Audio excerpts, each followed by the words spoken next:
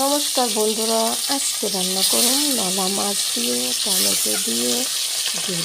তো এবার নলা মাছগুলা হলুদ মেখে একে একে কড়াইয়ের মধ্যে দিয়ে দিলাম, আর সবগুলো মাছ একটু উল্টিয়ে পাল্টিয়ে দিলাম। উল্টিয়ে পাল্টিয়ে দেওয়ার পর মাছগুলা এবার নামিয়ে নিব। তারপরে এবার এদিকে তার টমেটোগুলো হালকা দুই চির করে ভেজে নিলাম, বেশি না হালকা ভেজে নিলাম। তারপরে এদিকে সম্বাসের জন্য রেডি করেছি। এদিকে সম্বাসে দিয়ে দিলাম শুকনো লঙ্কা, কাঁচা লঙ্কা, হালকা জিরা ধনিয়া, আর এদিকে ঝোলও দিয়ে দিলাম। এবার ঝোল দিয়ে এবার টমেটো আর মাছগুলা ছেড়ে দিলাম।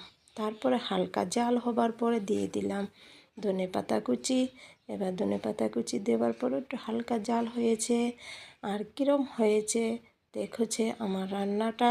তোমরাও এরকমভাবে নলা মাছ দিয়ে টমেটো দিয়ে রান্না করে খেতে পারো। আর একটু পেঁয়াজ বাটা দিবে, রান্নাটা আরও সুস্বাদু হয়। আর তোমরা এরকমভাবে বানিয়ে খেতে পারো।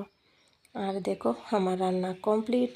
কীরম হয়েছে বন্ধুরা কমেন্টে জানিও। টাটা।